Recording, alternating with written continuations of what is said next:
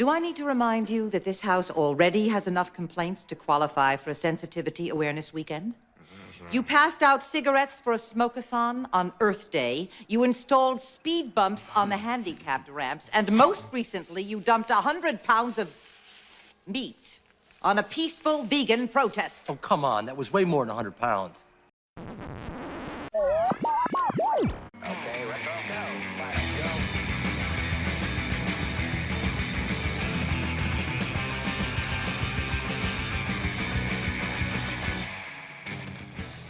Hello and welcome. Welcome and hello. This is Wait, You Haven't Seen? That's a show where we talk about movies and specifically talk about a movie at least one of us has never seen before. I'm your host, Travis, aka TV's Travis. This is episode number 329. And our movie this week from 1994 is PCU. And here to talk with me about it, because he had not seen it, yet owns it somehow, it's Brian Ibbott. Brian, how you doing? Hello. Great to be here. Is it bad that I wore my Wait You Haven't Seen t-shirt to the recording of this podcast? Is that all right? Oh, we'll get to that one. That's a fun one. All right. So I'll tell the backstory of how this episode came about. I was out for my morning walk that I do every morning. I take the dog out and then I go out and I walk myself so that I can actually keep a pace and not have her try to sniff everything. Yeah. And I'm listening to Soundography, and you and Hammond are talking about film soundtracks and film scores and some of the lesser known ones or the not as talked about ones. And you got to this section of kind of honorable mentions that they didn't really make anybody's list, but you were like, this is a pretty good one. Hammond brought up PCU, and you said on the episode, you know, I own that movie and I've never seen it. And I walked back into my house and I texted you immediately and said, Brian. Immediately. Right. Yeah, it's funny because this is a soundtrack. Well, we'll talk about the soundtrack in a little bit since that was kind of where it came up. But the fact that this somehow ended up in my library, my DVD library, and I've never watched it. I think it came in a box set of several different films. So this was one of those individual. It wasn't one of those where it's like 3 movies on one DVD. This was like, I think it was a box set of 5 movies, and PC was one of them. Oh, wow. And I don't know why I never got around to it, because I like David Spade. I like Jeremy Piven. I like, raucous comedies. This is certainly a raucous comedy. Yeah. And easily got this DVD before the 2000s, because I pretty much switched over to Blu-rays as soon as Blu-rays were available, which I guess is early 2000s, 2003, 2004. But pretty sure I had this a long time before Blu-rays were coming out. Yeah, it's funny. I remember I did not see this in theaters or anything like that. In fact, very few people did. This had a budget of $8 million. It made about 4. So it was not a hit. Wow. Okay. Yeah. But it was one of those that took off on home video and had a huge home video market. And a friend of mine, we were in high school. He had this movie. He's like, you got to check this movie out. It's hilarious. We watched it, and it became that kind of go-to. If a bunch of us were hanging out, we'd throw in PCU. It was one that we quoted to each other. Like, it just became that kind of thing. And so I had it. I ended up buying it, I think, on DVD when I worked at the Suncoast Video that I used to work at. And wow, there's a name that goes back. Wow. Yeah. And it's now 2 episodes in a row I've mentioned that one, because that was also, really? Okay. I mentioned it last episode with A Knight's Tale, in that I never saw A Knight's Tale fully, but I would always see parts of it because it would be ending as my shift would start, or somebody would start it and I'd be leaving 15 minutes later. So I had a similar thing with a far lesser movie than A Knight's Tale, if you can believe it, but Gleaming the Cube.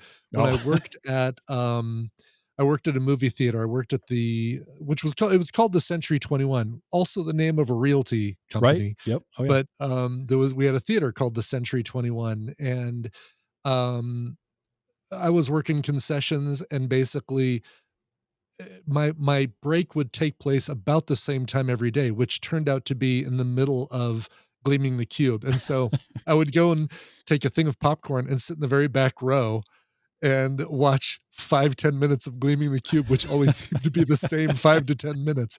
And to this day, I don't think I've ever seen the full Gleaming the Cube, which Oh, that's I don't know if hilarious. that, yeah, I don't see any future Wait You Haven't Seens happening with that film. Maybe not that, but that is a film sack movie you guys should do.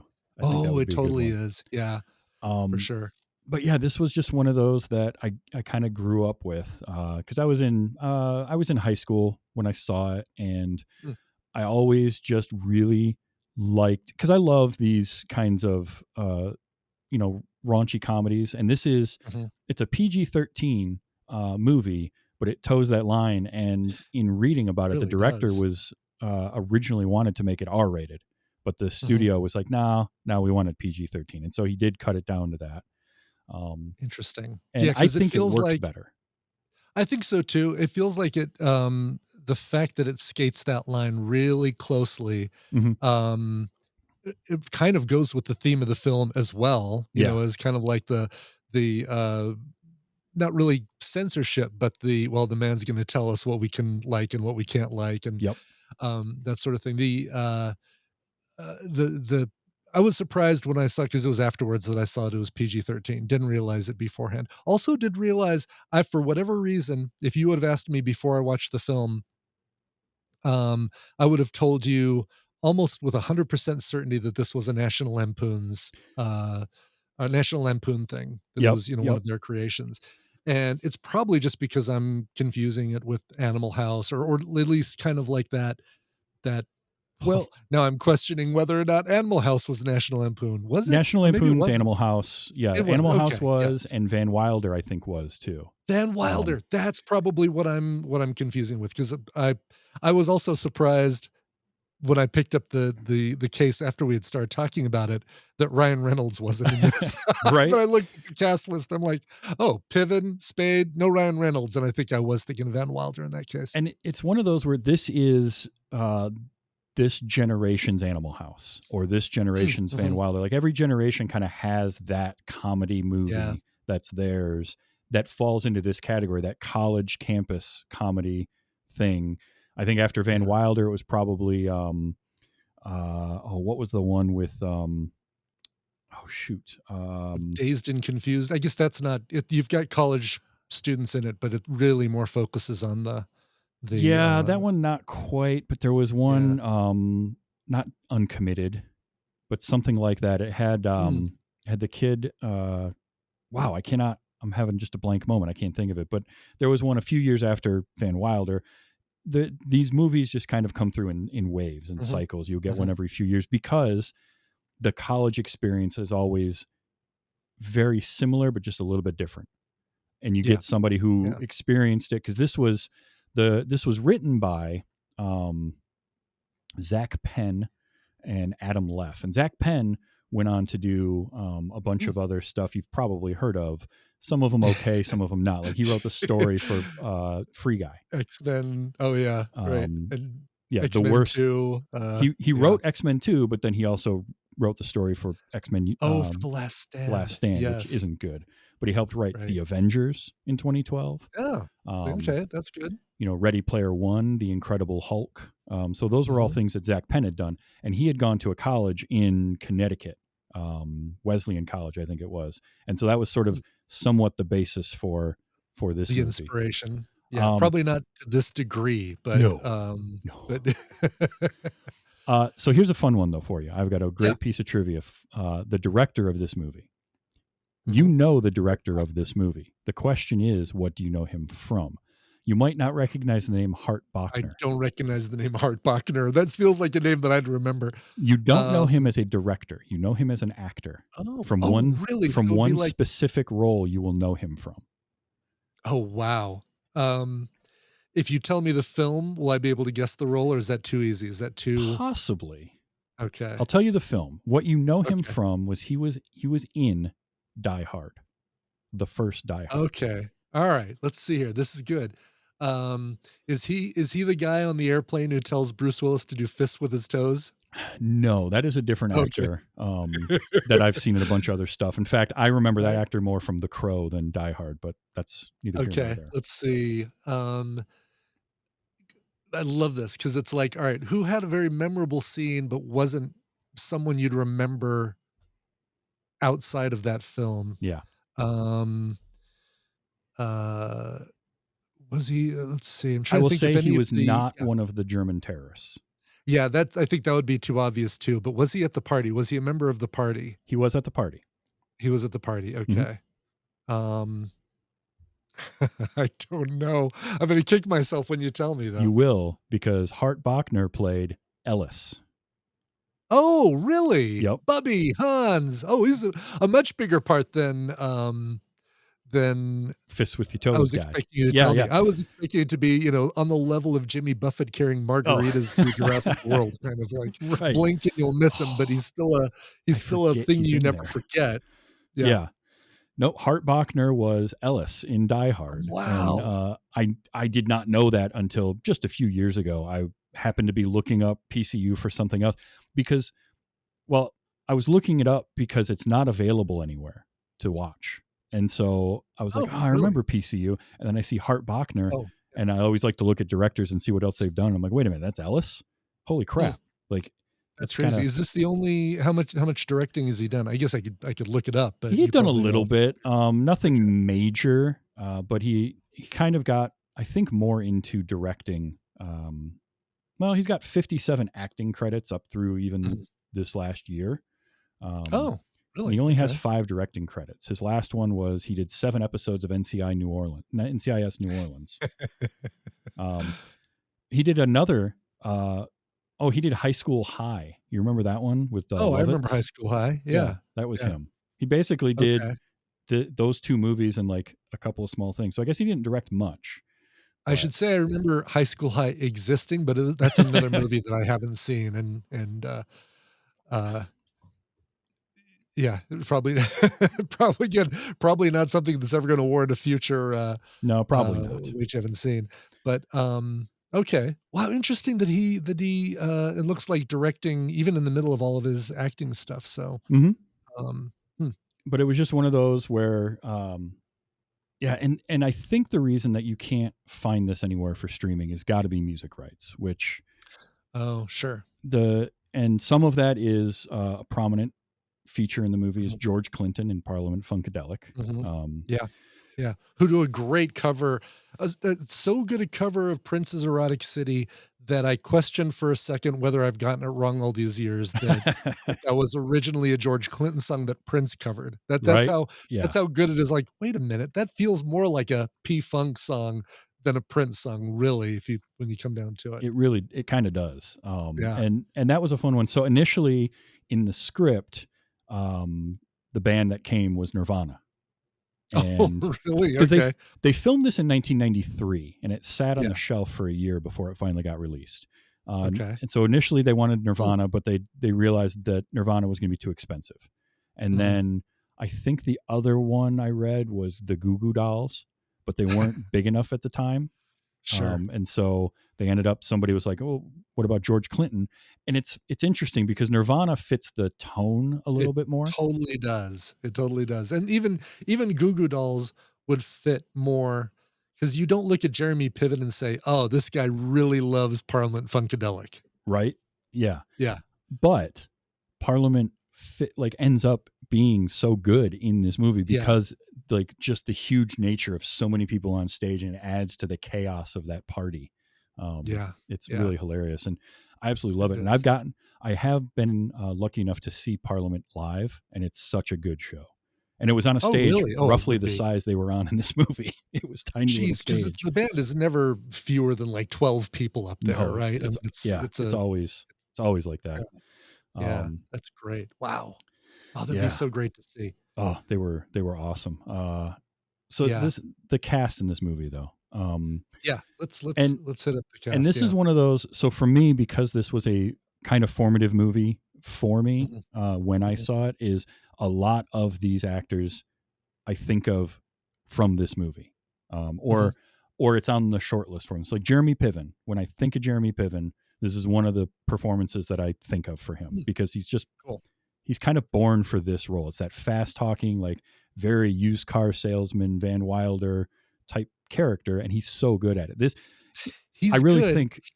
He Droz. looks like he's about 10 years older than the rest of the Oh, yeah. cast, but And he in some probably ways, was. yeah, I think he was like 28 making it. And in some Okay. ways he was supposed to be, right? Because he's supposed to, Yeah. there's the line towards the end where he says, I've been here for 7 years. Right, right.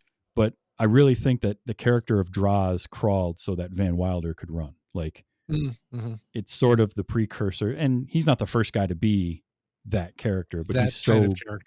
Yeah. he's so good at that, because Piven is so good at the fast, quippy dialogue.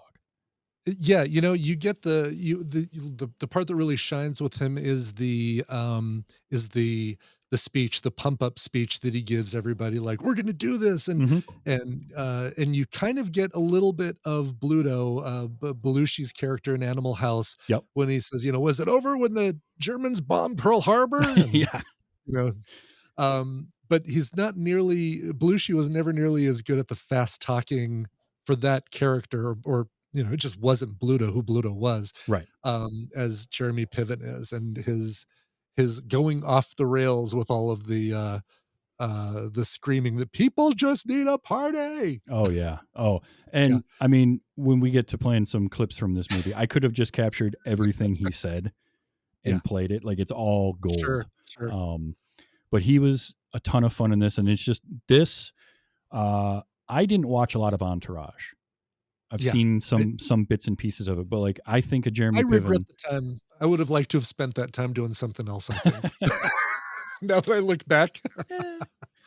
But But yeah, I think of him in this, and I think of him in Smokin' Aces, because I loved his role in that. Yeah. I think I definitely go to Entourage because we watched all of the seasons, and that was a show where we're like, let's see this through to the end, because the last season wasn't great. They did some stuff where, the show always played off of the really good friendships of this ensemble cast of Vince, his manager friend, his drinking friend, his failed actor friend, and just kind of their friendships, and then how Ari Gold, Piven, is on the outside of that. Mhm. And what didn't work in a couple of those seasons is they decided to say, hey, what would happen if a couple of these friends all of a sudden hated each other? And they do that with, TV shows do that, where it's like, we really need a little bit of conflict. How do we do it? And it never feels comfortable, a season. You want to say, here's the thing, the friendship in these guys is what makes it solid and makes the show good. If you take away that, even for a season, it suffers. And whenever a show does that to it for more than an episode, it feels contrived. Like, there's no way you would stay friends and be at odds that much for that period of time. Right. So yeah, exactly. Makes you question, wow, how good were these friends in the first season? Like, is that so bad? And I also think, of course, with Piven and everything John Cusack did for a while there, but specifically Grosse Pointe Blank and Say Anything. But he was always so good at those kinds of roles. He still is. Like, Jeremy Piven has the ability to be both charming and smarmy at the same time, where you're like, you just want to punch him in the face, but also have a beer with him. And he's just really good at that. And the character of Droz in this, kind of a dick. Like, he's not really a good guy. He does some really horrible things to some people. The flashback where he was remembering his freshman year roommate. How he treated terrible. David Spade. Yeah, exactly. Yeah, it was you're right about the charming and smarmy. It's about an 80-20. Yeah, it really is. 20% charming and so smarmy and just kind of loose cannon. But it's almost like they're saying, and I'm sure this was the goal of of Zach Penn, was to create a character that is very tropey, very much like the characters we get in all of these movies. We can solve all of our problems if we just have a rager of a party. And they need to be the Val Kilmer in Real Genius. Yeah. They need to be that like comedic, but the guy you kind of want on your side, but maybe you don't want to spend your whole time in college with. Yes. Yeah. And it's got to be the charming and the charming nature and the charisma of them is what brings everybody together, but also at the same time, you want some time away from them. Him and Right. Alex Desiree as Moles. I wish he would have been in the movie more because Mhm. their friendship is great. Like they're those friends that are constantly like needling at each other. And I love the moment where they're talking about, Droz is has this pre-frosh, Tom Lawrence showing up because Moles signed him up for it, getting him Mhm. back for something he had done to him earlier, like that kind of thing. And I love that type of rivalry in a friendship because it's good natured. Like they're just ribbing each other as opposed to like Yeah. not like they like each other, but he's still going to load his suitcase up with milk bones and mess with the drug sniffing dogs. So Right. that was good. Right. And plus Alex Desiree I loved him in so many things. He's Like I really, remember, is Becker the show where he was the blind character with Ted yes, Danson? I remember I looked that up while I was watching the show and said, "Oh, okay, Becker. Yeah, that's where I know him from." I guess he was on The Flash. Oh, no, that was the early Flash, Yeah, the original one or the the 90s 90 one. one. Yep. Yep. Yeah. Which is actually Okay. what I first remember seeing him in. Oh, Was really? because Okay. I did watch the one season of that show when it was on. And then you got that character coming back really to play the Flash's dad in, Oh, that was the perfect. Berlanti stuff, which is great casting, yeah. It really was. Megan Ward plays Katie in this. Again, a lot of the characters you want more of, and you can kind of tell like there was a longer movie in here that got cut Mhm, down. Um, mhm. but I had such a crush on Megan Ward at She was the love back then. interest for, Tom Lawrence, right? The Yes. Frosh, the Yep. pre-Frosh. Yeah. Okay. And she had been in things like Encino Man and Freaked Okay. and some of these other movies. And she was great. And she's got a fun part in this as sort of, she's like the one somewhat quote unquote normal one in the pit that Mhm. gives Tom as a character an in to be like, all right, not everyone here is terrible. Yeah. And all that. And then you got, of course, Chris Young as Tom Lawrence. He's fine. I like him in He's fine. this. He's kind of, I mean, I don't wanna say he's a throwaway character because it's it's his it's the hatred that all these groups have for him, the joint hatred hatred that brings everybody together to Hmm. come to the party. But it's so slapsticky in its, you know, he trips and shuts down all the kids working on their thesis, Yep. and he's the one who gets caught by during the meat throwing incident, and he's the Hmm. one who stumbles into the group of the almost Black Panther kind of group. Um, it's uh it's the bum I don't like a bumbling character like that just stumbles into failure and success. Yeah, uh he's the audience surrogate, right? he He's is. our foot in the door to this established world of Port Chester University. So he does end Right. up being that kind of bumbling thing, and it. I think some of it is, there's the competing lead characters. He's the first character we meet is Tom, but Mhm. our main character is Droz. Yeah. Yeah. So there's a little bit of that. But Chris Young did a good job what he was It's fine. given to do. Yeah. Mhm. And he has one of my favorite moments in it, which is when he runs into that group coming out of the computer lab, and Mhm. then the vegans see him and yell at him, and he looks down and he's got a T-bone steak just in his blazer pocket. In his pocket, yes, right. It's the dumbest thing, but it's so funny. Because there was no even mention of T-bone steaks. It was meatballs and just raw hamburger Yeah, you know. exactly. Yeah. Um, also, uh, Jon Favreau. We gotta talk Favreau here. Yeah. Favreau in this movie, like, so when I think of, we're getting rated right now. That's what's happening. Yeah, I was just figuring that out from the chat room. Like, oh Um, wow, okay, hello. Jon Favreau, he's done so much, right? Swingers and Mhm. Iron Man Daredevil and and right. yeah, and Mhm, all these things that he's done. But mhm. when I You're see talking him, up to this point, up to well, actually, I guess a lot of those were after that. But like okay. when I think of Jon Favreau and Iron Man and all his directing and all of that, Mhm. I think of him. I see Gutter. I see him with those terrible Interesting. dreads, and he's the big kind of slightly overweight doofus in this Right, right. because I loved him so much as Gutter. He's so good. He's great. Um you kind of witness him, I guess, trying pot for the first time and having a bad experience with it, but more of a drinker and a mosh pit uh Yes. uh Oh, him dude. moshing during the Funk's concert is my favorite thing. The dude just Yeah, can't not mosh. He has to. right, right. Our Even introduction during to him funk. is perfect Yeah. when he's moshing in his own bedroom, Right, like getting right. ready for the show with what is it, the Merkins? The Merkins, yes, wearing his Merkins T-shirt, as a matter of fact. Where is Swingers in relation to this? I guess Swingers was after Yeah, this. it was a This couple was years later. a couple years after. That's funny because I would have said, yeah, he cut his teeth in Swingers and then showed up and did this, but no, I had it backwards. This is one of his first things. So Yeah. Rudy the year before, and then Oh, PCU right. 94. Yep, Yeah, Rudy. Man. And he's, I mean, talk about a guy that's had a career. Like, yeah, yeah. and really two distinct Mhm. careers, because his acting, a lot He's of in people front know of him the from that, camera. Yep. Uh-huh. but all the stuff he's done behind the camera. And not only that, but then he has the series. I don't know if he's still doing them or not, but for a while he was doing, it was he would get actors and people just sitting around a dinner table at a restaurant somewhere in LA and just Mhm. chatting. And he would get in like Mm. 4 or 5 different, Hollywood types, and they would just be sitting around having dinner, maybe smoking a cigar and just Oh, I talk. love that. It's See, so good. it's the one that he did with Roy Choi, similar to that, Oh, Chef. the Chef Show. Yeah, Yeah. the Chef Show. Uh, right.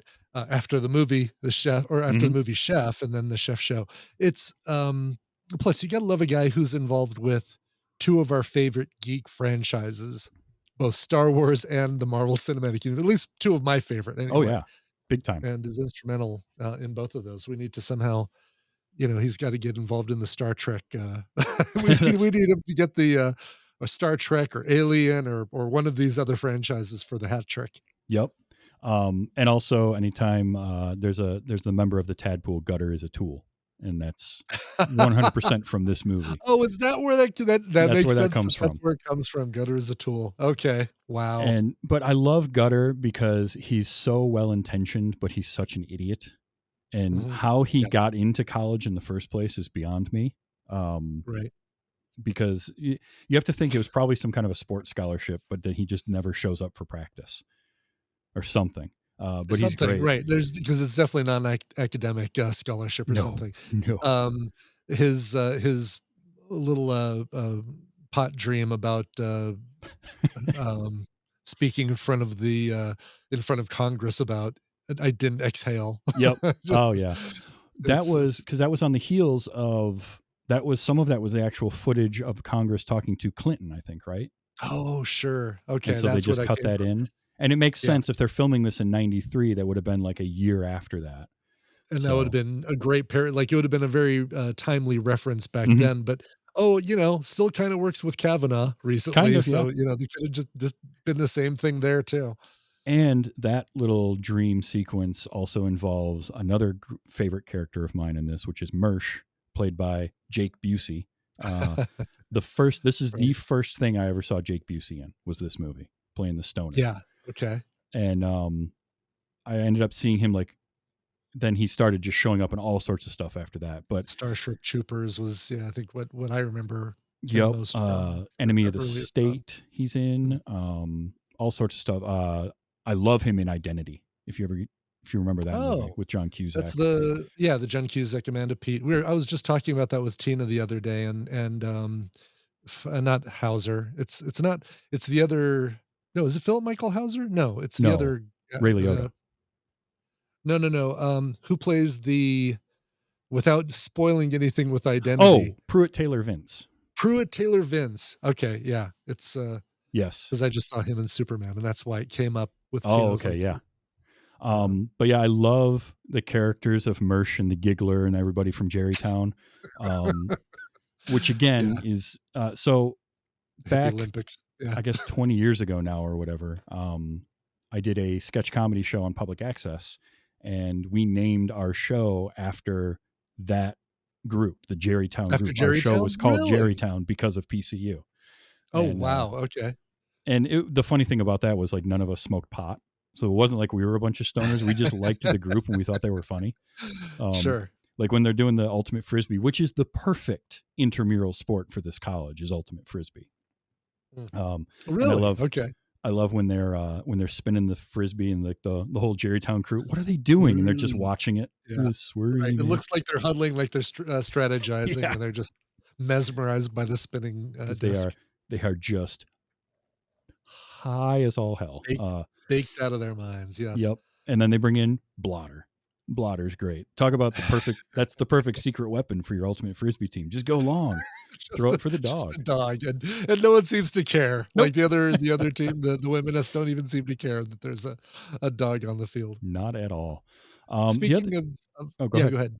I was gonna say, speaking of the womanists, there was I had one of those moments where you see a character, you see an actress, and you say, "Oh my God, I know her from," and it's it was the little sister, Eric Stoll's little sister in Some Kind of Wonderful, and I'm trying to remember if it was Maddie Corman. Okay, So yeah. she's one of she's called Womanist number 2, Yes. and she's like that typical John Hughes sibling character who's absolutely annoying up until you need her to help the main character get through something, and then she becomes an ally to the main Right. character. I forgot that was her completely. Yeah. David Spade is another name. Sure. He was the oldest of the main cast. He was like 29 making this, but he's got such a young look and he's so short he can get away with it. Yeah, it's funny because he's older than Piven, but he looks like he could have been the right age for this. But yeah. He's hilarious as always. Like David Spade is great in these kinds of roles. It's perfect for him. It is, it is the thing that we need from David Spade. I think that might be why Joe Dirt for me didn't work as well as it did, is because you just need the I'm better than everybody else sarcastic. Most of my insults are going to go right over the heads of the people that I'm insulting in the movie kind of characters. And that's who I always want David Spade to be and who to play. And so when we see him in these roles where he's not that, I can't buy it. It's a lot tougher. Yeah. Like he has a great moment in this when we meet him where he walks into the room and then he looks at the one guy and takes a step back to go up a step. So he's taller than him, so he can insult him. I like that right there is perfect. Like I just love stuff like that. And Spade does it so well. Yeah. And there's that whole fraternity of the secret fraternity of Balls and Shaft. Balls and Shaft, to play on the Skull and Bones. Yep. I assume we'll play on the Skull and Bones house. Where was this in relation to his SNL? Was he still on SNL during this time, or had he? So this would have been filming in 93. Oh, that's right, because you're saying this sat on the shelf for a year, 93. 93, 94. So he must have still been, that's got to be right in the middle of his run. Yeah. Because he was on SNL from... I'm looking at that. 90 to 96. Wow, longer than I would have expected. Wow, yeah. So this was right in the middle of his SNL tenure. And again, he's perfect at it. I also think it's really interesting that both this whole movie is incredibly dated and very 90s, and yet so much of it translates almost 1-to-1 to today in a lot of ways. It does. The plot of the movie is kind of the most by the way, just this second, today I learned that Kate Spade, the purse designer, is David Spade's sister-in-law. Oh, wow. Okay. I had no idea there was ever myself. a connection between those two. Wow. Anyway, the movie itself, the plot is so, it might have not been this in 93, but I don't know, I'm seeing it with 2025 eyes, is so secondary to kind of what it has evolved into now. And almost because I don't want to say that I agree with this the sentiment, because I don't. I feel like some of these things, there should be things that you protest, and there should be things that absolutely are worth fighting against. However, that works so much better in 2025. I don't know if it would have worked as well in 93 at the start of political correctness. Just because of so much with woke, the what that term turned into, how it got Hmm. used as a weapon against um, uh, doing the right thing. How all of a sudden, including all genders, all races, all sexual orientations, all of a sudden now becomes this word getting used as a weapon against that instead of what it started out as was like, inclusiveness and Yeah. It understanding. But it's yeah. funny to me because I feel like this is good satire in that it never feels to me like Mhm. the groups, with one exception, are ever being made fun of. They're Mhm. not punching down on the Mhm. vegan group or the womanist group or the stoners or anything like that. The one that is the preppies. The Mhm. racist, bigoted characters are the ones being really made fun of.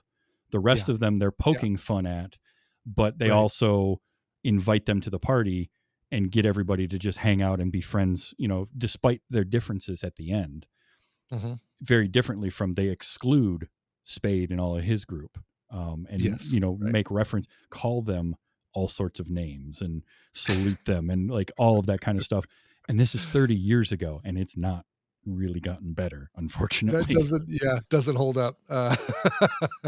But um, Um, but man, yeah, I Spade see and this. just the whole group are so perfect at what they're doing because they've even got like the dumb Neanderthal guy. They're really like Yes. BD Right. kills me. Oh, Bantam. Yes, right. Bantam Bantam Draper. Yes. Draper. What a name. Yes. Basically just used as a blunt object, Mhm. basically. Go get the frosh. Yep. Mhm. Um, Also, one other cast member I have to mention because she was born to play this role is Jessica Walter Mhm. as President Yeah. Garcia Thompson. This is to me the role that got her Lucille Bluth, and then Mhm. from there got her Mallory Archer in Archer. Like you can see the progression of those characters through, for me, starting here. She's For so good sure. at this. It, obviously, if I would have thought about it, yeah, all the Arrested Development stuff was 2000s, so much so far after this. But for whatever reason, this felt like such a connection to her character on Arrested Development that I if you would have said, don't think about the years, where does this take place? I would have said, oh, right, right in time, right in Mhm. line with her Arrested Development character because it's so her.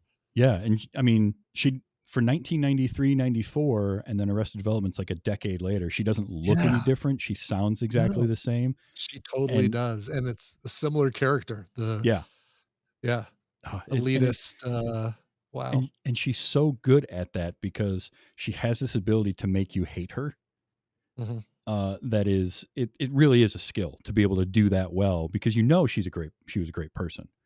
Yeah, um, yeah. but she's just so good at getting under your skin. There's something with the tone of her voice is perfectly grating, and she Mhm. can give you that very elitist, looking down her nose at you, I'm better than you thing, which is why her and Spade play off each other so well too Yeah, in yeah. this, Cut because there from is, kind of the same cloth, but, yeah, and because of that, they're trying to one up one another. yep. I Um, love it. she, um she was the reason Tina and I went back and watched, Play Misty for Me, the Clint Eastwood DJ. Clint Eastwood is a radio DJ that Right. she keeps calling and requesting Misty and becomes a stalker, like kind of a stalker before we knew what stalkers were in the 70s, Hmm. or at least before I was, because I didn't watch this in 1971, but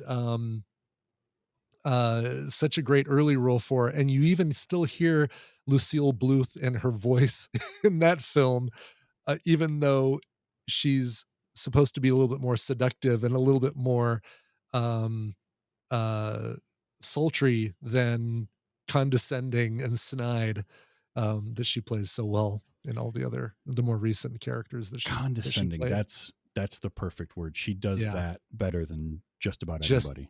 dismissively condescending. Yeah. And the idea like she's going to change the school's mascot, and all these things she's going to do, and like she's Uh-huh. trying to get rid of the pit and their whole group, and Right. because she just can't stand them. Everything's got to be perfect, and they're the fly in the ointment. I loved it. I Boy, loved all that interplay. the 2025 viewing of this, again, this is the only perspective I have on this. I imagine in 93, just because she was an authoritarian figure who's trying to get rid of the pit and get rid of Jeremy Piven's group, oh, she's instantly the villain. She's Dean Mhm. Wormer. She's, the bad principal and the high school comedies and stuff like that. But I felt so sympathetic towards her because the other people on the board are talking bad about her behind her back. They want Mhm. her out, and she's basically getting put up for she's basically getting set up for failure by Piven's character, by the stuff that they do there. Yep. It's there's a I don't think she would have been as sympathetic a character in the 90s as she was for me watching it now. No, she definitely was not. Like, she is. It's really her and David Spade's Rand are the two antagonists of the movie. Yeah. Um, Yeah. but you're right. Like, this would be an His still interesting holds up. one. Oh yeah, Yeah. Yeah. this is a movie I think that would be an interesting one to do a version of today. Mhm. And normally, especially with comedies, I feel like they're such a product of their time, and they should Yeah. stay in that time. Like, it's tough to do a new version of Ghostbusters because Ghostbusters is such its thing. Doing the legacy version of it made sense, Yeah. but a new version is tough to do. Be really Um, tough to do. Yeah. and I think because PCU is part of that college raunchy type comedy, that allows it to sort of be evergreen because most people go through that time in their life, whether they went to college or know somebody that does and spend time on a campus. Like, everybody can kind of relate to that, but it's Mhm. always a little bit different for each generation. So I do wonder what something like PCU would be like doing it today in It today's would be climate. interesting. Yeah, it's funny, I'm trying to think of the last, recently made college experience film I've seen. It can go as far back as The House Bunny. I'm trying to think of something I've seen more recently than that. That is kind of like your fish out of water comes to college, involves in a sorority in this case. Um, Oh, it but can't she's be the a House former Bunny. That's a long time ago.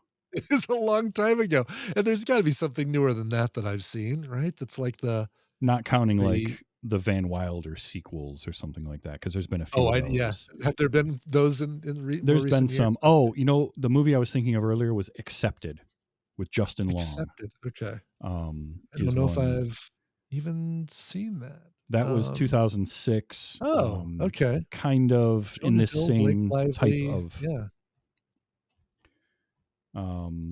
But it's one of those where I would be very curious to see, because so much of what PCU does and brings up and mentions is still a thing happening today Mhm, too. Like 30 mhm. years later, a Yes, lot of stuff just hasn't changed, and some of it's amplified and gotten worse in a lot of ways. totally. So What would be the perspective that they'd have to have on it to be more acceptable as a comedy, yeah, oh yeah, exactly. they couldn't get away with, uh obviously they didn't make fun of the groups except for one in this one, but they'd even have to be a little bit more careful, and which is again goes right against the whole point of at least the 93 Yeah. PCU. One fun little behind the scenes thing I love. Mhm. Jeremy Piven talked about not. He said at some point that they weren't really told to or allowed to improv a lot, but then Hart Bachner came back saying, "No, we could improv. We just sort of did one take my way and one take, in an Mm, improv way." I can see mhm. that happening a little bit more because there's no way you can put Jeremy Piven on a film set and not have him. It'd be like trying to rein in Ryan Reynolds. Like, there's going to Right, be, exactly. a Robin Yes. Williams. Like, it's just Robin going to Williams, happen. right, that's the that's the first example I think of is, Uh, you give Robin Williams a loose, idea of where that scene needs to go, and you would just let him go. yeah. They eventually, I know when we covered Mork and Mindy on Those Were the Days, that was one of the things we found is back in those days, they had to eventually give him better structure of like what he could joke about, or what the jokes were to be, because he would just go Sure. way out there and like, we can't use any of this on TV at all. Yeah. Um, but Jeremy Piven's character Droz is, beer drinking, cigarette smoking character, right? Right. Jeremy Piven doesn't smoke. Oh, So really? Okay. the cigarettes were like ground up fruit that he would have, that he was I know smoking. they've done like clove cigarettes for some actors too, that they've done in films where, not tobacco, but Mhm. something that wouldn't be against, that they're like, I'm not going to smoke for this film. Ground up fruit. I It can't, guess. boy, I that mean, can't smell good. no, I'm sure it Burning. did not. Because the I'm first thing you see on him is sleeping. He's sleeping on his back with a cigarette in his mouth, which I think falls in his mouth when he demands coffee, and they cut away from it really quick. But it Yes. looks like that lit cigarette falls in his mouth when he says coffee. Between that and in the flashback to his freshman year when he threw himself against the wall, apparently he almost punctured his lung. Oh, I Like, you don't see him doubt it. grab at his back because he went really? for it Okay. there. Yeah. But yeah, I just love the fact that he didn't smoke, but his character does a lot. And he's got another great moment where he's reading the newspaper and she tells him to put the cigarette out, and he just kind of points it towards her like, this one? Sure. And then just goes back to reading his newspaper. Exactly. Yeah, just dismisses her. Yeah. Yeah, just there's so much about this movie that I really like. But then there's also the music. So I mentioned George Clinton, and I'm sure that's a right. big part of why it's, again, not available, and not even available to buy or rent anywhere. That's the other one. Really? Oh, so not even like going on Amazon and buying the Blu-ray or DVD or anything. Has there been a Blu-ray I release of think you this? can get physical copies of it, but as far as like digital Okay. streaming in any form, like if you Gotcha. go to Even Just rent, Watch like and pay you to look, rent or pay to yeah, you can't even pay for it anywhere. Gotcha. Okay. But I think another side of that, not just George Clinton, but the soundtrack was done. All the original music. I don't know if you caught the name at the opening credits. Steve Vai. I did, and they show that name right before a guitar strain Yes, of course they did. as Tom is pulling up in the bus, and it's almost like it was perfectly timed to like, music by Steve Vai. Yep. And there's so many of those little just guitar stings throughout the soundtrack. What did you think of not only the original music, but then the licensed music that they used in this? How did because you talked about the soundtrack? Yeah, so I'm a big fan of the Cannells, so Slackjawed, they're arguably only hit. I guess 74, 75 was a big hit. Yeah. So make them not a one-hit wonder. Um, the one that kind of bothered me a little bit, and it bothers me on two levels, is Mudhoney's cover of Elvis Costello's Pump It Up, because I like Mudhoney, and this is the first time I've heard it. I've never It's not something I've had or played on the show to my Oh, knowledge. okay. I could be easily proven wrong. And I probably wouldn't, because it doesn't veer far away from the original at all. They use, it's a very straightforward recreation of the Elvis Costello thing, almost like, we want this song, we can't afford what Capitol Records wants to charge for it. How close to the Elvis Costello version can you guys get? Especially with a band like Mudhoney that, Yeah. I mean, grunge it up, make it, really, really scuff up the patina on I it. wonder if they had to do it over again, if they would grunge it up a bit more. Because I feel like I agree with you. I like it, but part of it is that I probably heard this version of Pump It Up before Elvis Costello. Sure. Yeah. So I have that kind of aspect of it, but I agree with you in that as I've gotten older, I've appreciated covers that do something transformative a lot more than just, giving me the same feel. Like if I want that, I'll listen to Elvis Costello. Right. But it's a fun cover of the song either way. It was great hearing in the movie, and it's similar enough that it did take me until the bass guitar line comes in with the dur dur dur dur dur dur dur. Oh, yeah. That's when I realized, oh, is this a live version by Elvis Costello? And then the vocals came, and I was like, nope, this is not Elvis Costello. But that's how close. I mean, that's, if nothing else, that's a testament to their ability to capture the sound of the original. But yeah, when you've got a band like Mudhoney, it's kind of like Weezer, such a unique sound. You hear Rivers Cuomo's voice, and it's so unique, and the rest of the band sounds, there is a Weezer sound. And so Mhm. when they came out with that all covers album, and it was just reproductions of the originals with a slightly different vocals, because Rivers has a unique voice that he, Yeah. he can't necessarily recreate other artists' voices.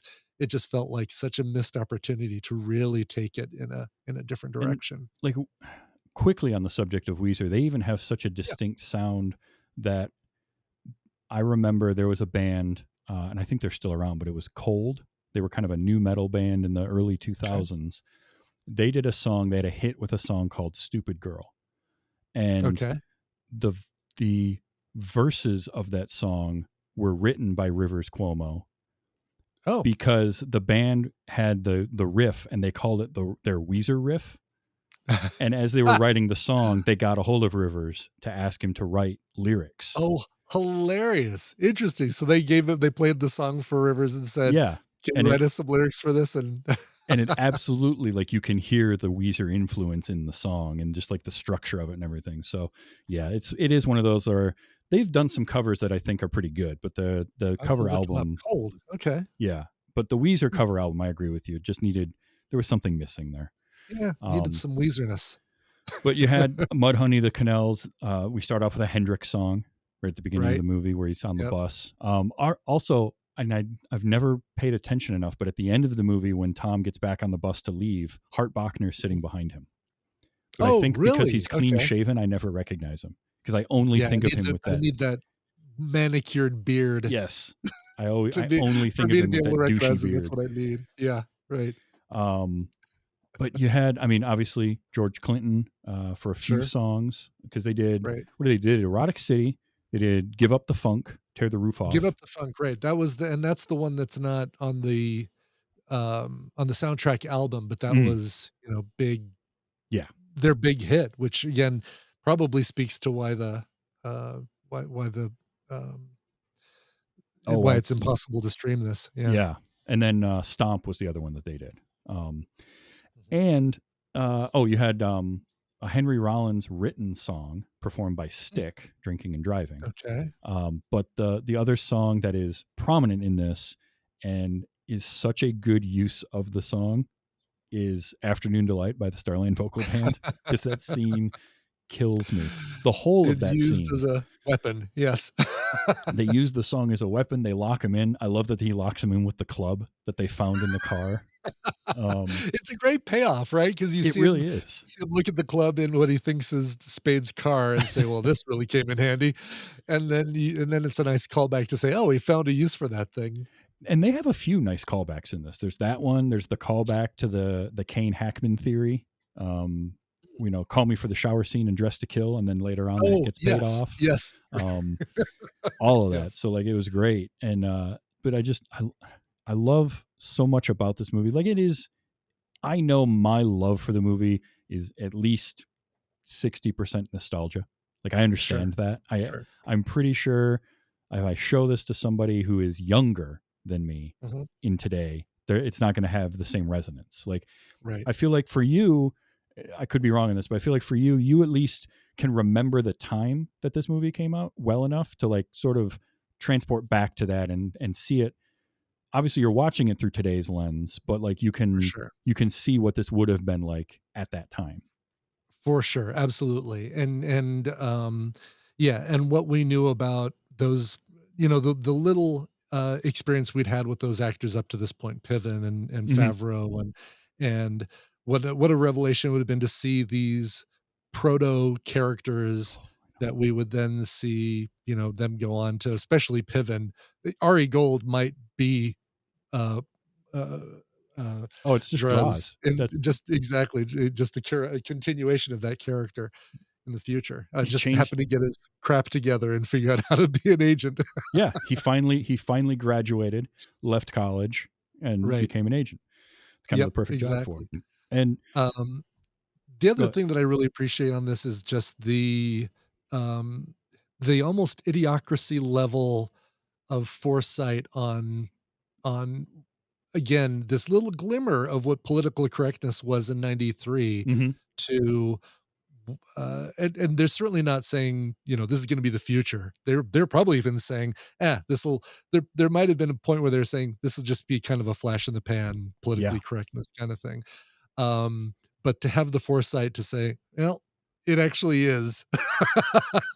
It actually has gotten almost to levels in some places like this, where it is the protest of the week and save the whales. That was last week. Now we're Yeah. on to veganism and Yeah, that's the part from me that is funny. It's not, oh, Mhm. we're going to make fun of the veganism. Oh, we're going to make fun of women's rights. Like because they're not really Right. making fun of those things. It's more of we're going to turn it up to an 11, make everyone like that, and then Right. show how if everyone is that way, nothing can get done. And it's this idea of, for me, when I watch this, especially to, this watch through, Mhm. it's have those beliefs, have those thoughts, but be willing to find the common ground that you can without compromising your values.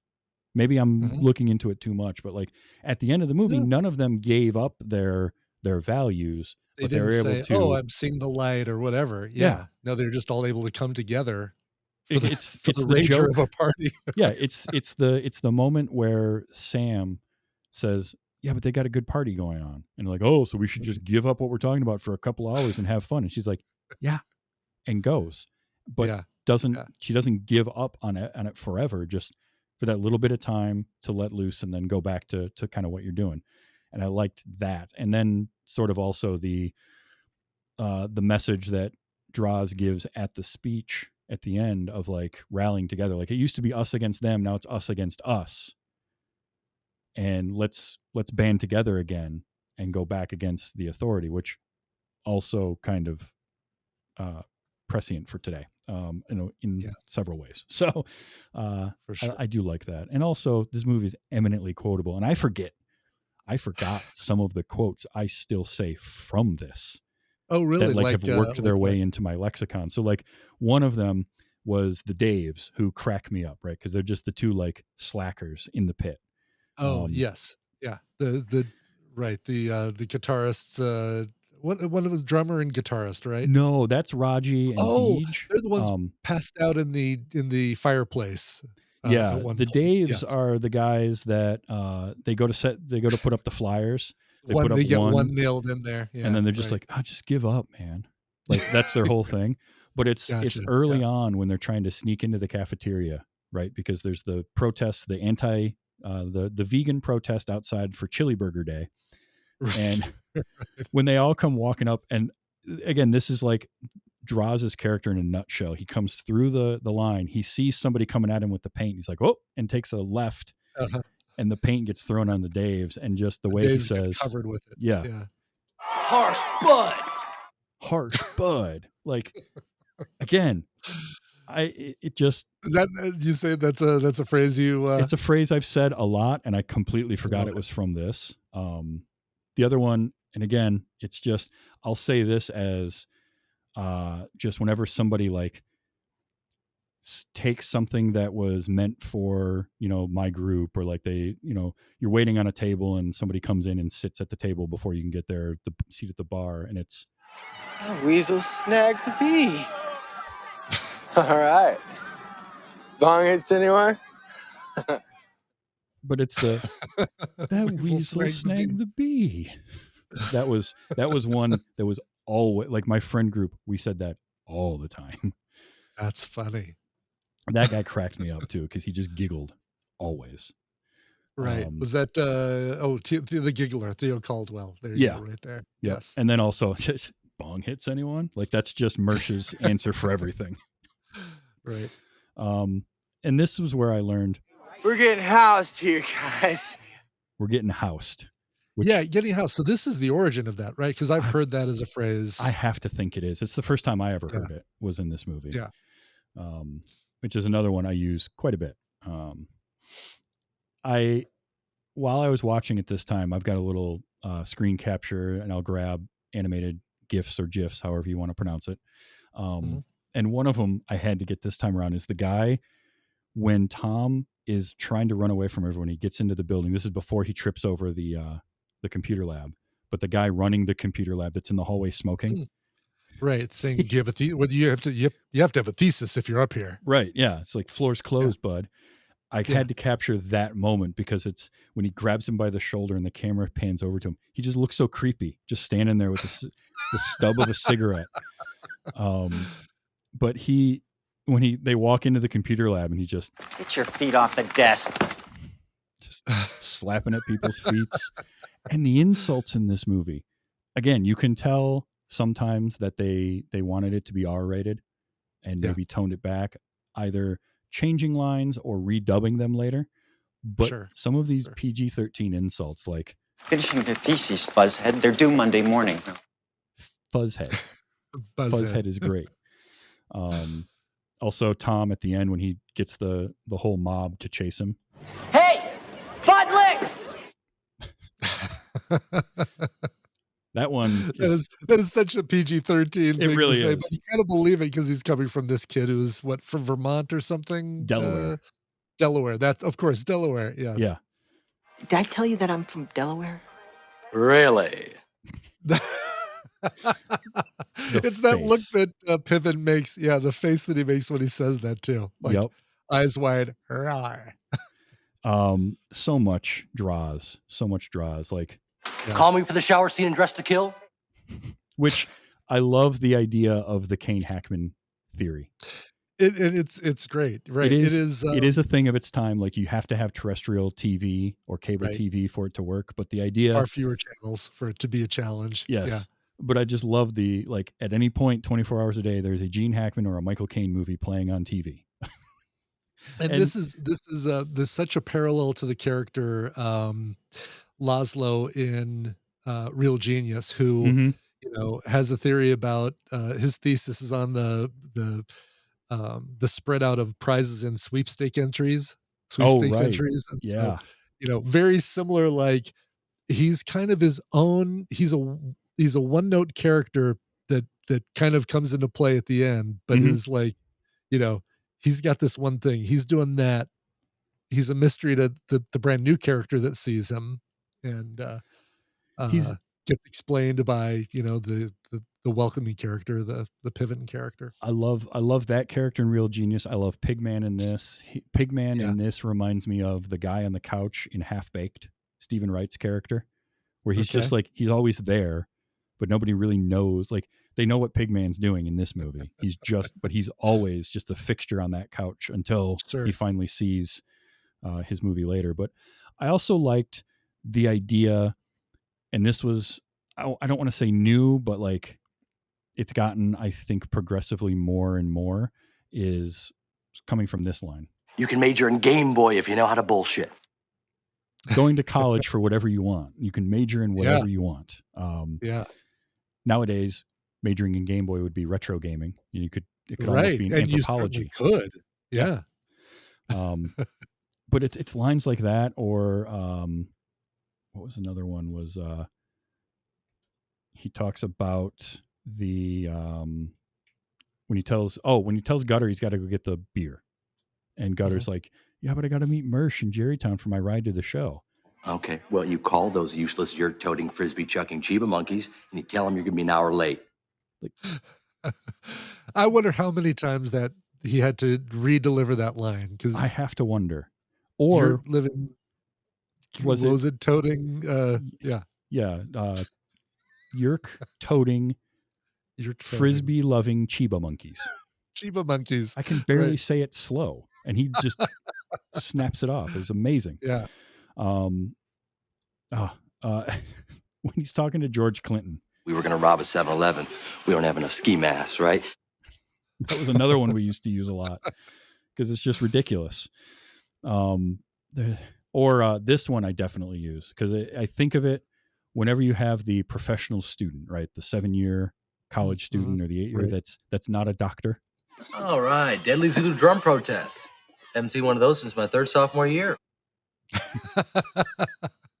I missed that line when I watched this. That's great. That's hilarious. That one's so good. When he first meets him, when Tom first comes into his room and wakes him up, right? You get the coffee, get me coffee. And so he's pouring the coffee and he downs that. But he assumes he is there for something. Right? Tossing the cup. Yeah. Gotcha. Yeah, He yeah. he tosses the cup, and let's see, it was what do you need? I think is what it was called. All right, what do you need? Bottle rockets, dental dams, ready whips. Right. You know, he's that guy Looks at on him. campus. Looks at him and says, term papers. Which is a funny enough joke on its own. Yeah. And it Right. comes back later. It comes back at the Right. end. It does, right, with the theses people needing the thesis people? Theses Yes. people? Yeah. Thesis. Either I way. mean, theses is the multiple, but Yeah. there were going to be their theses. That's it. And I just loved this one. This still to this day makes me laugh out loud. You're majoring in a 5,000-year-old dead language. Yeah. Latin, it's the best I can do. He's got the Latin paper. And then the next guy says, you know, what's your major? Phys ed. All right, just get out of my room. Just go. Just leave. Yeah, right. I mentioned Milk bones?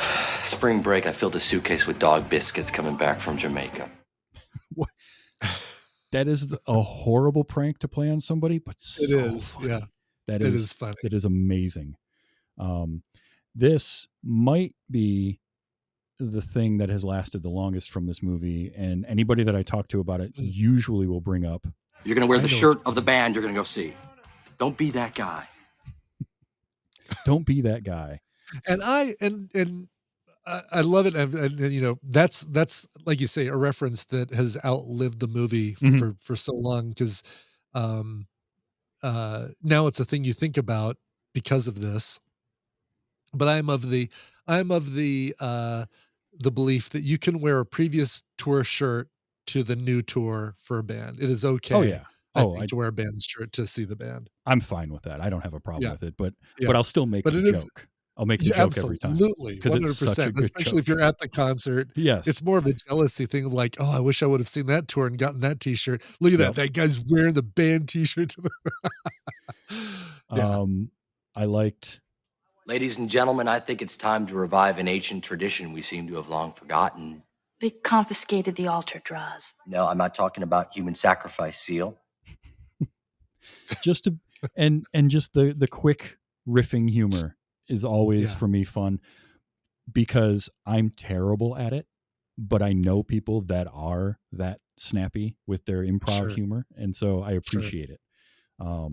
Even like, Want some advice? Well, yeah. Well, here's all you need to know. Classes, nothing before 11. Beer, it's your best friend. You drink a lot of it. Women, you're a freshman, so it's pretty much out of the question. We have a car? No. Someone on your hall will. Find them and make friends with them on the first day. Anything else? all valid things probably for most college students. Totally true, and still carries through. I think all of those probably still apply today. Applied in the 70s and the 80s for other college movies. Yep, that is college life thing that is just evergreen. Maybe not the car thing. That's probably the only one now that a number of freshmen will have cars. But outside of that,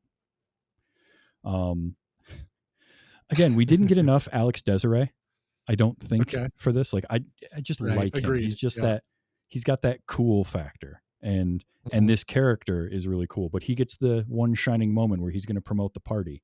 And he gets on the radio, because he goes into the college radio station, and he gets on there. 10 p.m. at the pit, everyone gets laid. Listen, you do that on a college campus, and you will not be able to turn people away fast enough. Like, it's a great band name, you know. It really is. Yeah, I remember there was a band, local band, I think, called Free Beer, and you'd see them on the local marquees, the Fox Theater and the Bluebird on Colfax, and it'd be Free Beer, and it's like that. So many people still have to be fooled by that. Oh, and would for come sure. and see the band. Yeah, and I do love the scene where the band is trying to think up their name, and they're like, what was it? Oedipus and the Mama's Boys, I think was my favorite one. It's like, to college radio. Yeah, right. Yeah. Also, Alex Desiree, I think this is him. George Clinton, the guy with the hair. Yeah. That whole scene where Gutter shows up with George Clinton in Parliament, and he has no idea who they are. And doesn't know who it is. Thinks he's talking about Bill Clinton, by the way, too. Yeah.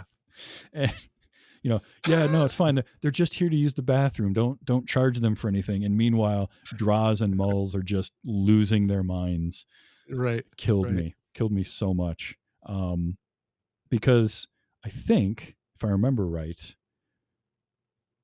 I didn't get it, but they make fun of Gutter earlier when he's at Jerrytown, and he stops by to say, "Hey, can you guys get me a ride later? I got to go get the beer." And they're like, "No, can do. We got to go see George Clinton."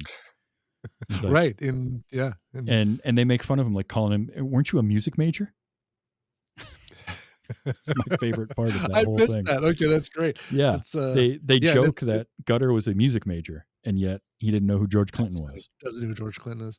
The and that's also a nice callback, right? Because it's like, oh, we're gonna go, this is the concert that they would have been going to, Yeah, or the other guys would have gone to, and it turns out that concert got scrapped because the band got lost and ended up here. so good. The whole Yeah. scene of Gutter going for the beer after he has his bong hit, and now he's paranoid and he's freaking out when he walks up to the lady on the street. Can you blow me where the Pampers is? What? He's so confused. What? Can you blow me where the That's great. And then she just has Getting this. a lady to say that line too, by the way.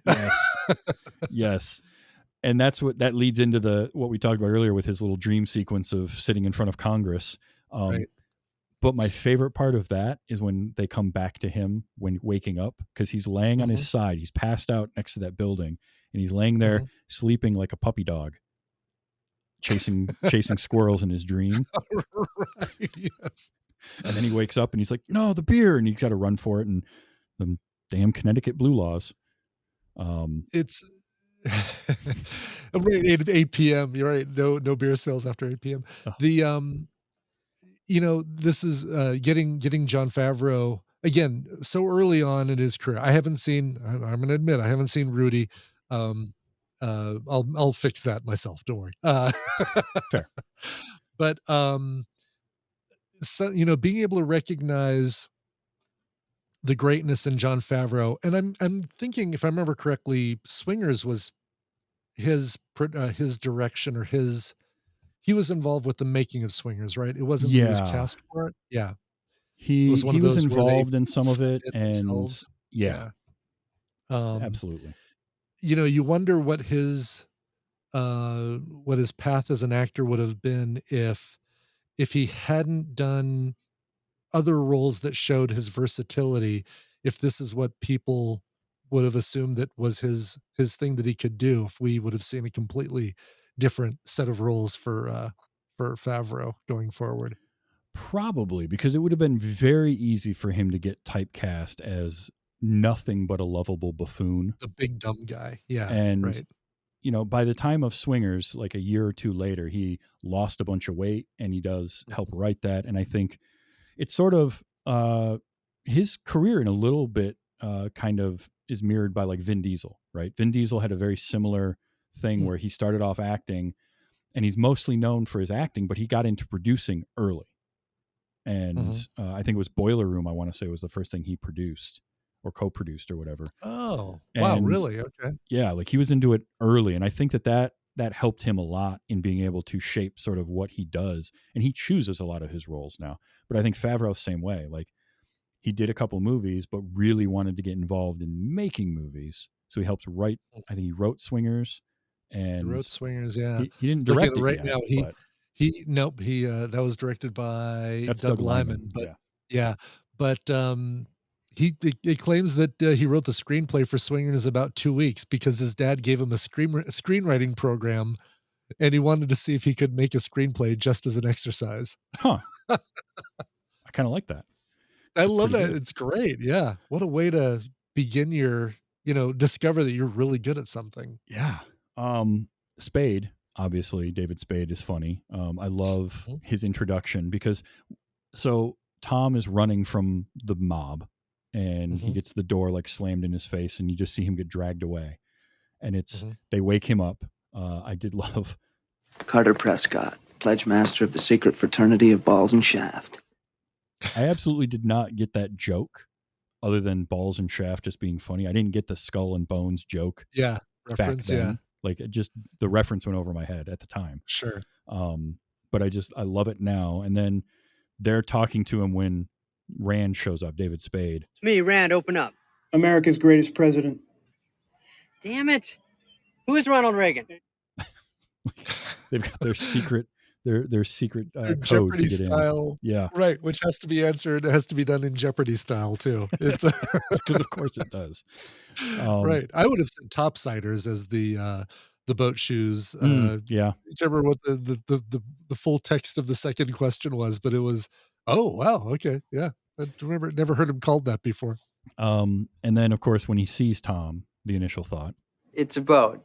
Your ancestors obviously didn't come over on it. But hey, it's the 90s. We'll take what we can get. that's such a David Spade delivery. Like he's Perfect perfect example. for that. Yeah, the insult that is meant to go over the head of the person he's insulting. Mm-hmm. Yeah. BD, do me a favor and don't ever talk. He shouldn't. BD. But I just Bantam Draper. he's so excited to say his name. Yes.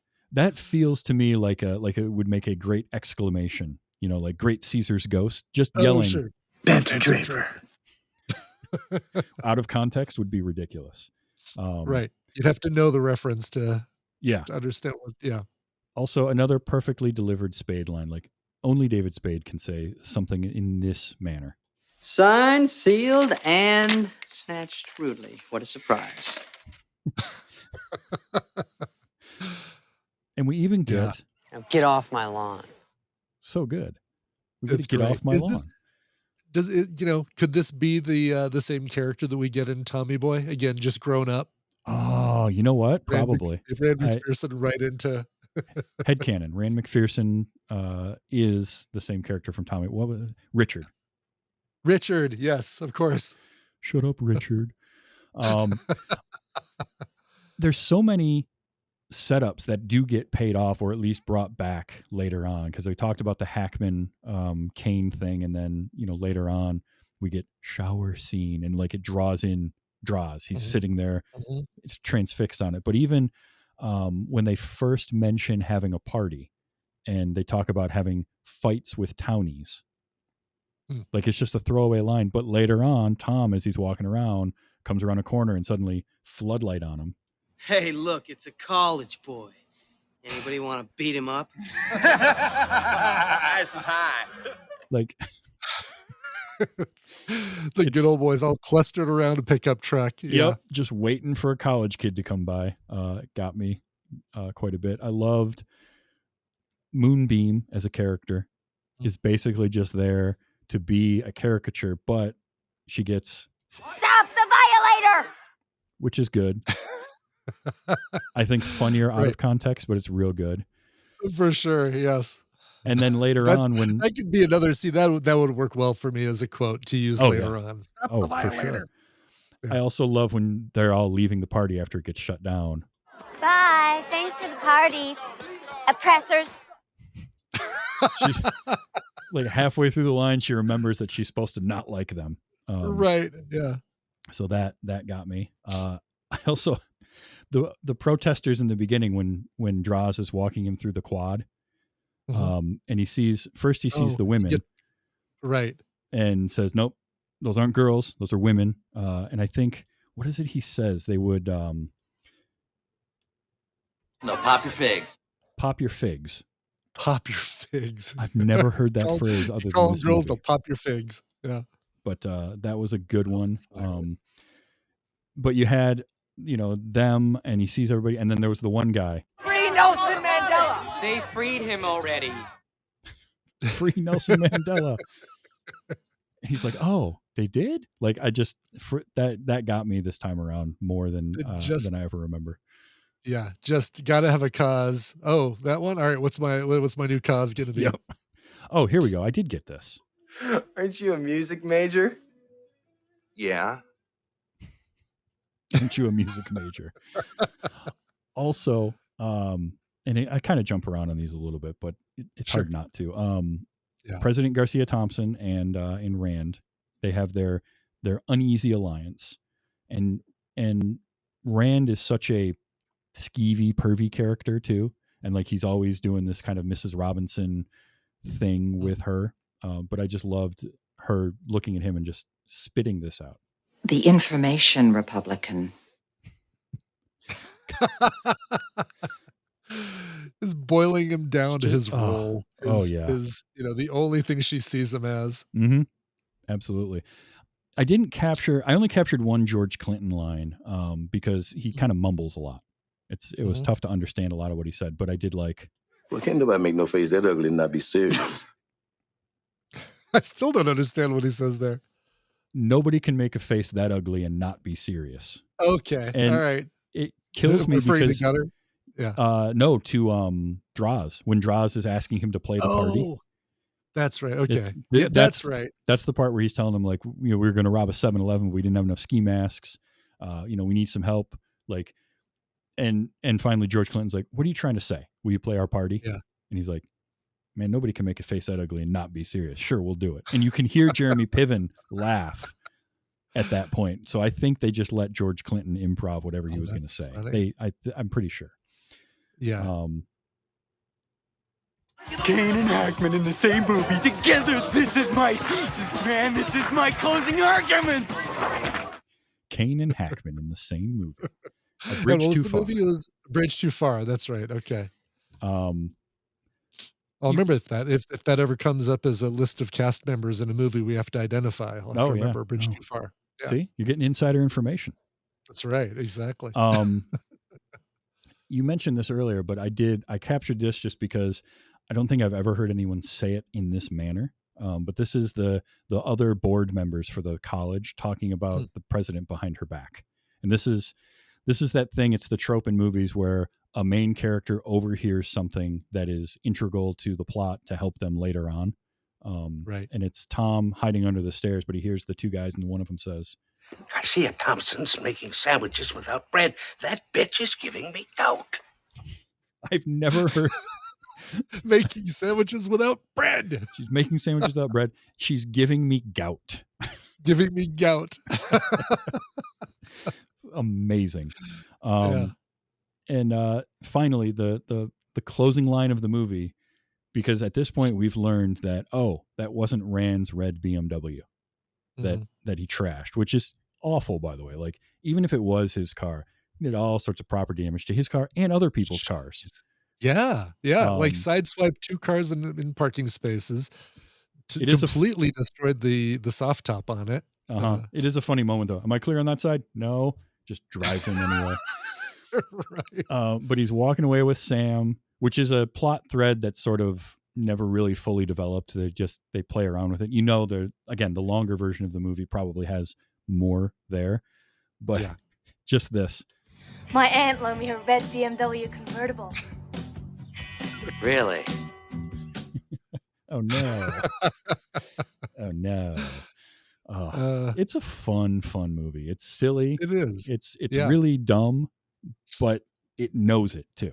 And I think that's important in a movie, when it knows how dumb it is and doesn't try to punch above its weight class necessarily. For sure. From a plot only point of view, this is a movie that I think if going back to when I bought the whatever DVD set this came as part of, I probably looked at it and said, this is in my head what I think this movie is. And on the surface, without any of the other kind of much deeper and better pieces to it, I would have been 100% right. Oh yeah, for sure. Because the cover art is really, it's not even anything you see in the film. It's very badly photoshopped Piven being held by Sam, holding a megaphone with polka dot shorts and a graduation gown and cap, again, which he never wears in the film. Right. And Spade behind him. And but you can look at this and say, okay, Spade's the straight-laced, I'm gonna get you, and he's the out of control wacky person that you relate to. But then, like I said, there's this whole deeper thing that works in 2025, which is the political correctness and the direction that things have gone.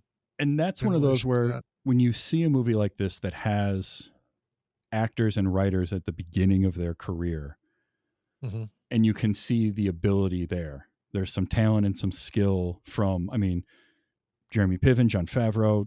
David Spade was already pretty well established. He's probably, I would say at the time, the most accomplished of the cast at that time. Yeah.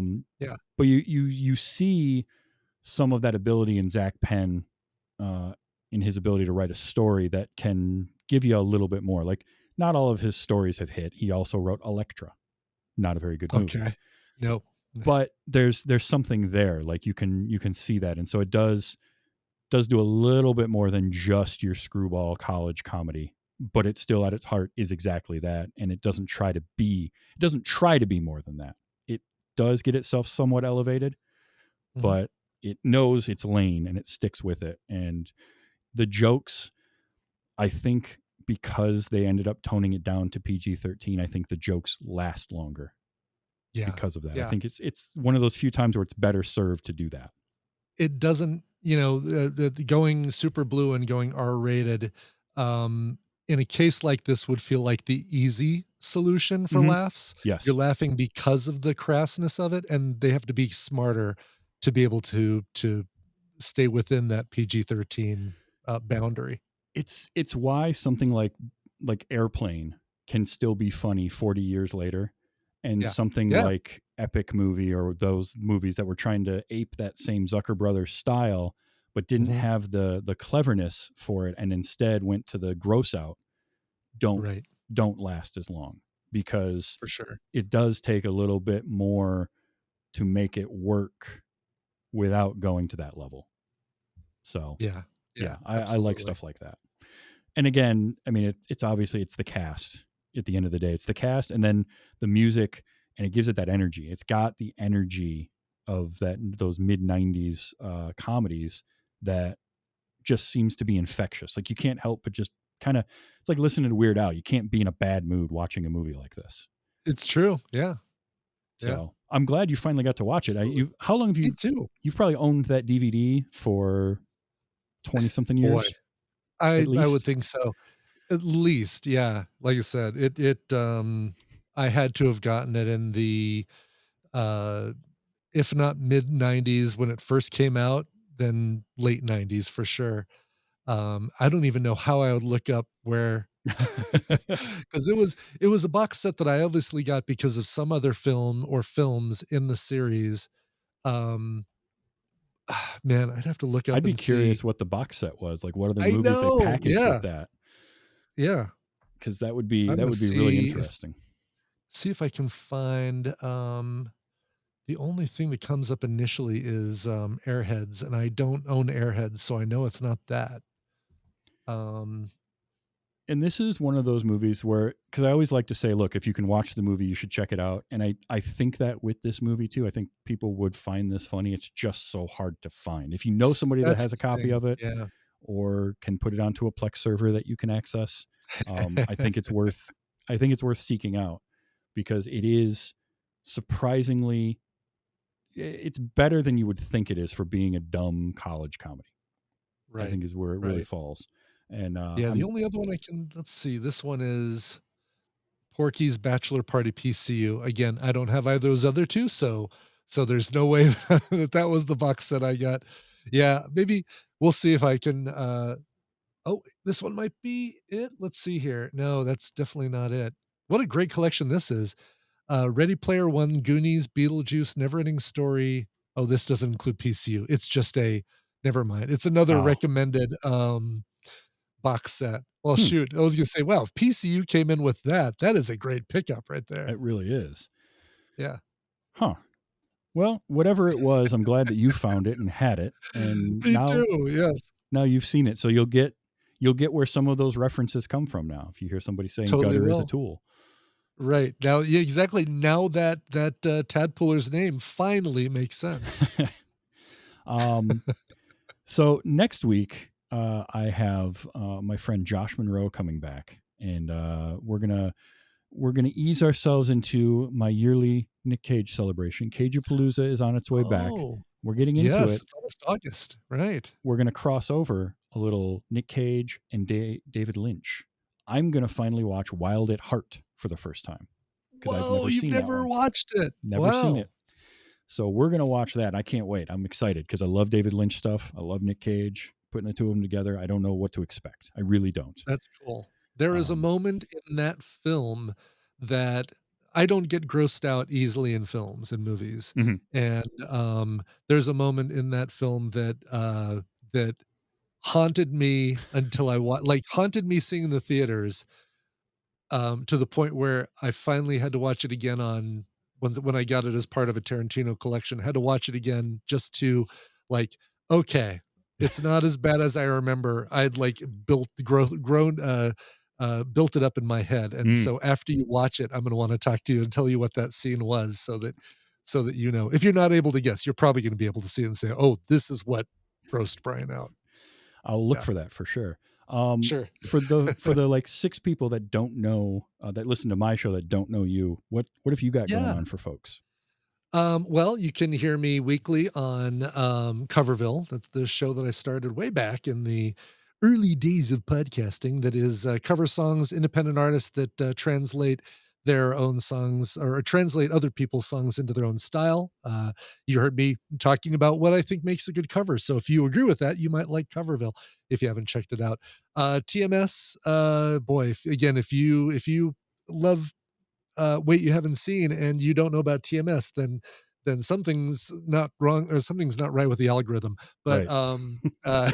it's a daily comedy show that I do with Scott Johnson. It's over on the Frog Pants Network. Definitely check that out. And you mentioned Soundography, which was the reason we're doing this show, this very episode. Soundography.com. We listen to an entire artist or band's library of music, their entire discography, and talk about the path that we see that artist going through, or the different highs and lows of that band, or things like that. And And I love that aspect of the show because there's a lot of research that goes into that, but it's cool to like obviously there's different tastes in music, but also to go through an entire discography of a band and see the way that they grow or don't grow, whether it's a band that does the same sound for 20 years or it's David Bowie who's doing a different sound on every album. on every album. Yeah. And there's arguments to be made on both sides. Cake is such a great example. Violent Femmes, such great examples of here's a band that figured out their sound and they really didn't veer from it, and we are so glad they didn't. But then you've got, David Bowie, another great example. It's like, oh, we loved every different iteration of David Bowie. Did it always work? No, but it was still refreshing to hear a new sound from him every time. So Yep. Yeah, AC/DC basically did the same thing from when they started until they couldn't play it anymore. I love them for it because you know what AC/DC is like McDonald's. You know what you're getting every time, and it's always good. Exactly. Yes. So yeah, I love that kind of stuff. So Soundography is a lot of fun. I'm on TMS once a month, getting to quiz you and Scott, which is just a blast for me. I have so much fun. So glad doing to have you as part of that. Yeah. So yeah, thank you so much for being here. This was great. We'll definitely, we'll find another one. It won't be Rudy. I'll let you watch that one on your own. Okay. Yep. I'll probably have to watch that and use it as a recommendal, just to say that, all right, there you go. Haven't watched it. It's time for me to finally change that, fix that situation. Perfect. But thank you so much for being here. As always, Brian, it is a blast. And I cannot wait pleasure is mine, man. I can't wait to do it again. And like I said, next week is some David Lynch, Nick Cage action with Wild at Heart and my friend Josh, who has last time he was on, he got me to watch Network. I finally checked that one off my list. Nice. That was so. One Are of you those, mad as hell and you're not going to take it anymore? I wanted to go to a window and scream it the second. You know how some movies build a reputation, and you watch and don't it, live up to it when you watch it. Yeah, that one did. That movie 100%. I watched and I was like, it was like watching Shawshank for the first time. I'm like, you people undersold this movie. Like, it's that good. Network is that good of a movie, and wasn't at all what I thought it was going to be either. That's the impressive part, is for a movie to be that well known, and yet I had no idea what was going to happen in the next scene. Right. Like, it didn't go where I thought. I think because that scene, that, Finney yelling, "I'm mad as hell and I'm not going to take it anymore," has just all encompassed anybody's reference to that film. Yeah. So, I mean, just like I did the same thing. But when you see them talking about great films of the past, when they show them the Oscars, that's the scene they show. And they don't, that does not give anything else away about that movie. No, I mean, going into it, I thought that was the culmination of the movie. And it's like halfway through that happens. And then there's a whole other movie that goes on. It was nuts. Loved it. Yes. Absolutely loved it. Very cool. Awesome. Well, until next time, just remember, everybody, to enjoy your movies and let's be excellent to each other. It's been Wait You Haven't Seen.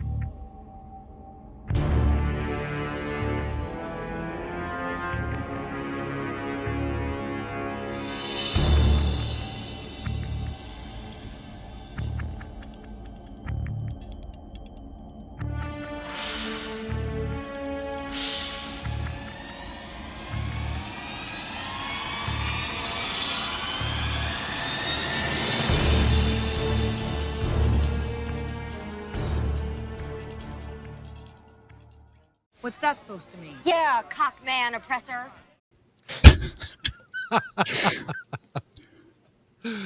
That's great.